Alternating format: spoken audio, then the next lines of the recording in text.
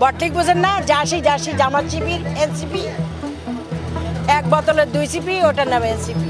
বাটপারি করবে তোমরা, চুরি করবে তোমরা, সরকারে আসো তোমরা যত, এমনকি বিএনপি সরকার ক্ষমতা আছে, বিএনপি ক্ষমতায় কারা? এনসিপি আর বট বাহিনী। তো চুরি বাটপারি যা করে ওরা করে, তো এই জন্য ওরা বড় বড় গলায় কথা বলে। কেন? ওদের তো লজ্জা শরম নাই। ওরা মনে করছে বিএনপির উপর ট্যাক্স দিলেই হয়ে যাবে।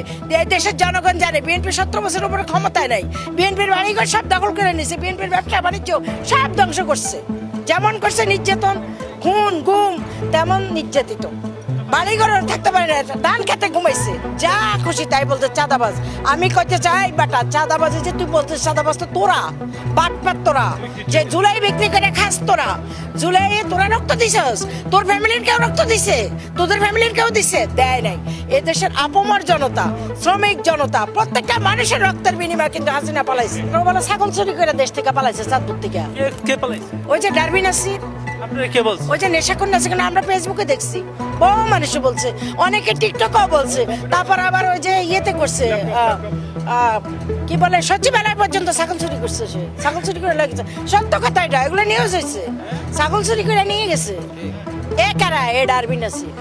আজকে সে সবক দেয়, সে জননেতা, আমাদের যেটা জনাব মির্জাফর সাহেব, সাবেক মেয়র, সাবেক মন্ত্রী, বারবার নির্বাচিত এমপি, ওনার মতো একজন মান্যগণ্য লোককে সে সারাদিন সে হ্যারাসমেন্ট করতে থাকে। আমি নিজে পাইলেই তো ছিঁড়া জুতা দিয়া তার গালে পিড়াইলে আমার জুতার ইজ্জত যাবে। এই সমস্ত বেয়াদবকে, মানে নির্বাচনী প্রতিপক্ষ আপনার থাকবে, এটাই গণতন্ত্রের সৌন্দর্য। যে ভোটার জনগণ যাকে ম্যান্ডেট দিবে তারা নির্বাচিত হবে, যাকে দিবে না সে হেরে যাবে। এটাই নিয়ম, এটাই লজিক। কিন্তু একজন এত সিনিয়র মাপের নেতা, লিডার, যে সারা জীবন লিড দিয়ে গেছেন, সে তার আসলে যাইয়া সে তাকে যা খুশি তাই বলতে চাঁদাবাজ।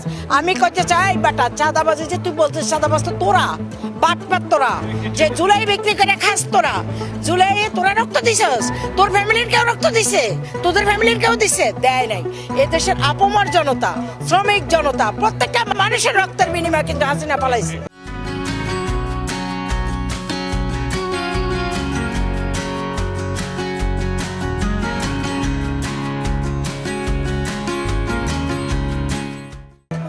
এমনি হাসিনা পালাই নেই। তাহলে তোরা যে বলো জুলাই বিক্রি করে তোরা খাস, তোরা জায়গা জায়গায় চাঁদাবাজি করছিস, আজকে হাইরাইজ গাড়ি থেকে তোরা নামস, আমরা দেখে এই গাড়ি কে দিছে? তোরাকে রাজাবাসার বলা, রাজাবাসার বলা। তোদের থাকার জায়গা ছিল না, মাথার তলে স্যান্ডেল দিয়ে হাত দিয়ে ঘুমাইতি। তোরা আজকে বলস বিএনপি চাঁদাবাজি করছে। বিএনপি কোথায় চাঁদাবাজি করছে? চাঁদাবাজি তোরা করতেছিস জায়গায় জায়গায়, তোদের প্রমাণ আছে। ওই যে আরেকটা আসিফ মাহমুদ সজীব ভুইয়া, ওর পিএস 400 কোটি টাকা নিয়ে ধরে গেছিল না, কি যেন নামটা ভুলে গেছিলাম। গত 4 দিন আগে, একদম লেটেস্ট নিউজ, সে গত 4 দিন আগে কোর্টে রিট করছে, তার তো বিদেশে যাওয়া নিষেধাজ্ঞা। সে বলছে তার স্পাইনাল কর্ডের সমস্যা, সে থাইল্যান্ডে যাবে, তাকে নিষেধ করা হয়েছে, নিষিদ্ধ করছে, সে যাইতে পারবে না।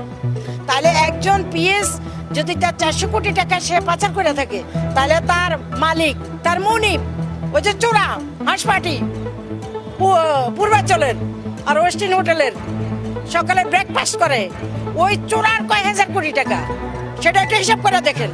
তারপর বস্তা পরে পরে টাকা নিছে কারা? কোথায় নিছে? কক্সবাজার নিয়ে ওই পিটার হাউসের সাথে তারা সেখানে মিটিং করে, এখানে জুলাই সনদে স্বাক্ষর হয়, আর ওরা যায় কক্সবাজার, লাগেজ বেড়ে টাকা নিয়ে যায়। ওরা এত টাকা পাইলো কোথায়? কে দেয়? ওরা কি আলাদিনের আশ্চর্য চেরাগ, যেখানে বস্তা বেড়ে বেড়ে পড়তেছে আর ওটা করতেছে? আর চোর ওই যে তারাই বাটপাট, তারাই চাঁদাবাজ, মানুষ জানে। তারপরে ওই যে আসিফ মাহমুদ সজীব ভুইয়া, সে কিন্তু ধরা খাইছে তার হুন্ডা নিয়ে, ওই যে এখানে পিন্টু না কি একটা নাম, একটা ছেলে যে টাকা নিয়ে ধরা খাইলো এনসিপি একটা সমন্বয়ক, সেটা তো সে এটা করছে। ওই